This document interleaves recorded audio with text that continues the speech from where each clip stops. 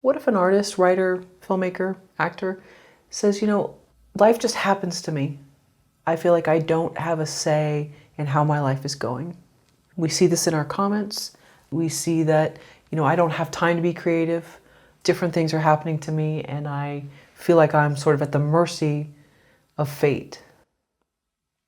Well, no. Don't do that to yourself. You know what's interesting? I was in a restaurant in Malibu, and the waitress she was all in a dither because she was trying to rehearse for her audition. She was an actress, and so of course she couldn't serve. She couldn't be the waitress because she was being the actress. Well, she was supposed to be the waitress, but she was the actress, and so I had to sit her down, and say, "Look, sweetie, if you want to be a really, really good actress, be a really good waitress. And if you can't, then leave right now." Because what she was doing was she was confounding herself. She was making important the fact that she was an out-of-work actor, but she was an in-work waitress. You have to do the job that you've got because that's what you get the Oscar for. And if she can't be that, the only reason she was being a waitress was because she was an out-of-work actor. That was the persona she was carrying on about, because that was the one that she identified with, and that was important to her. But that doesn't work. You can't do it that way. You have to do the job of the thing to get the job. It's like if you really, really, really want to be not an out-of-work actor, but a working actor, then do the waitress job. How did you know this about her? Well, she was, all a flitter and She told you? practicing her sides and not bringing the French fries, So did she let you know that, she was up for this part, or? Well, it was completely obvious because she was, emoting to everybody because she was spreading all over the identity of her being out of work as an actor. Oh, okay. See, so if you want to make art, the way that you make art is that you have to have really solid this idea about how to be a human. Get that solid so that you know to put your socks on when it's snowing outside. You got to be really solid with that. And then touch the face of God. That's your art. And you have to have the two going on simultaneously. That's the why it's art, is because it's both things. And they require the two different aspects of ourselves. Hence the two faces. Yes. And what does that mean, to touch the face of God? It means that you have gotten your spark of your genius, your expression, your thing that you came here to offer in the world, that you put that through here. And that's what we want as artists. We want to bring that spark that we brought with us to contribute. That's what we want to contribute. And the way we do that is that we have to be very solid about being a human too. And what if our idea of God is unknown to us? Well, then that's what you're finding out. You're reaching for the essence of yourself, the very life force that is you. That's the thing you want to bring forth and offer to the world. So it doesn't mean we're godless. It just means we're trying to figure out what's inside of us sort of moving us. Well, when you're saying that people are saying that their life is moving along without them, that if it's moving along without you, why? Why are you doing that? Because you are at the center of your life, and you have complete say-so as who you are, what you're experiencing in this world. And if it's not you that's governing that, who is? And why are you letting that happen? And in a lot of ways, sometimes it's because they might feel unable to cope with, it's overwhelming. What am I going to do? I don't know what to do. How would do all that? And that's what to do. What to do is to find out what to do. You mentioned earlier that you went to a David Hockney retrospective, and you were at this point where you could see all of his work from different points in the hall. Do you think he was trying to get closer to God? Well, he surely knew how to paint waves in a pool. Yeah. What do you think someone like that who's so prolific, you said mostly images of himself? Well, I mean, they were images of, they were all portraits of other people, but they all looked exactly like him. Ah, I see. So he really saw himself. That's again going back to this water bottle. When you said like write about something, Yeah. I'm just going to put it in an inanimate object and then we write about it. It's trying to get us out of ourselves because we're naturally going to see us in everything that we look at. You're going to see yourself in everything, yeah. Well, I mean, the Mona Lisa. Who do you think that looks like? Right, just a male version, yeah. Obstacles are only there if you want to stop. Yes. Can you talk about this? Well, why else? They're only there, if and a lot of times you might want to stop, and that's okay, and that's good to reassess, and get a grip and think, now, am I going about this in the way I want to, or do I really want this, or let me adjust, let me realign.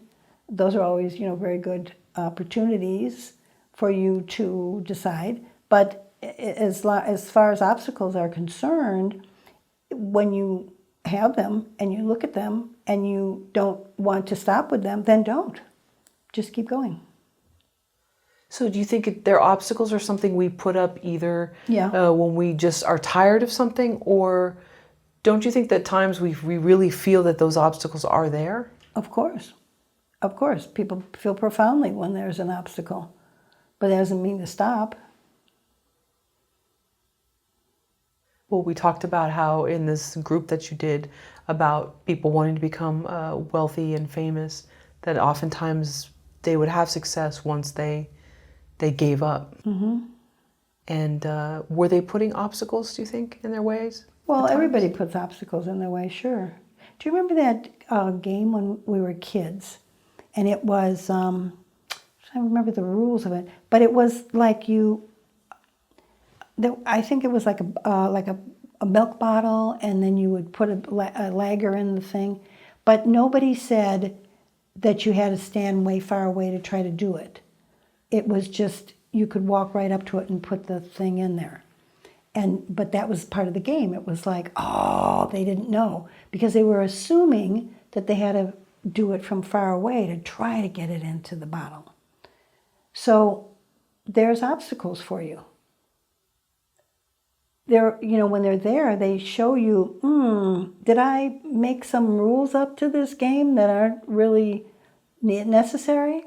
Could I have done this another way? Could this have been easier? Could this have been a sure thing?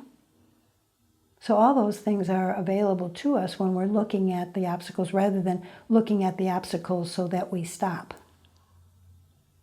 But if you want to stop, go right ahead. You say feel it in your heart and have it in your life? Yeah, I wrote a book called Feelization, and the technique is that how we manifest is we do feel it, and then we create it physically in the world. But we don't consciously necessarily know that. But I remember like a little kid, I was there at Christmas time, and she opened a package and she said, I wanted it and I got it.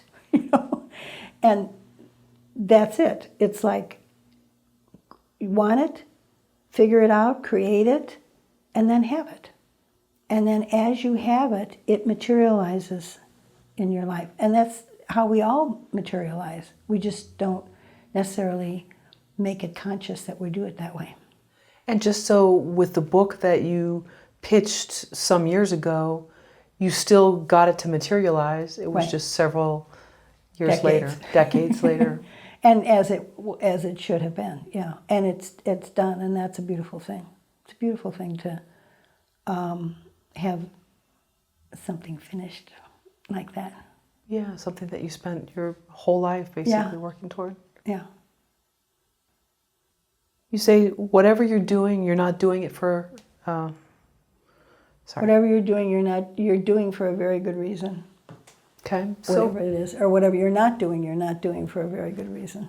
So if someone says, my agent is not sending me out on auditions. But they won't. That's not what an agent's job is. Your agent is your partner, and you work together to develop your I don't like that word career, but your life work. Develop that together, and work together to strategize and to see how you can materialize any jobs. And if that's not working between the two of you, then that's one that you need to change up to something else. Okay, how about I've pitched several screenplays and I've entered them in numerous competitions, and now I'm just spending too much money on it, and I'm getting a pass, I'm getting notes back. No one's understanding my work. Yeah, that's heartbreaking, of course. I'm not a fan of these competitions. It's the word. You want to compete against somebody else who's also struggling with theirs, and they care so much about it.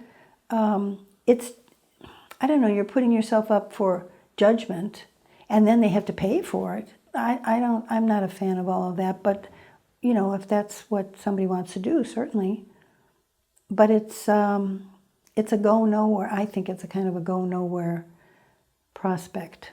Well, maybe it could get you in front of some important people to greenlight your next project. Or... Okay, if you want to, whatever works for.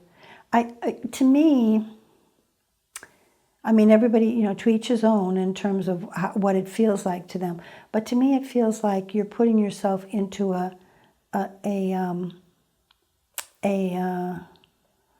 lowly position. Like you're in a non-powerful position. It just feels like it's demeaning. That's just my idea of it, because I see a lot of heartbreak, and I don't like to see that people work hard and then they're rejected. Going back to, if you feel it in your heart, you can have it in your life. Suppose you're in a dark place. You'll have dark then in your life, yeah. If you're feeling bad, then that's what conjures up, So you have to you have to shift. You have to, and it's something small, you just feel better. Wash your hands lavishly in lather and warm water, Try to put a little water behind your neck.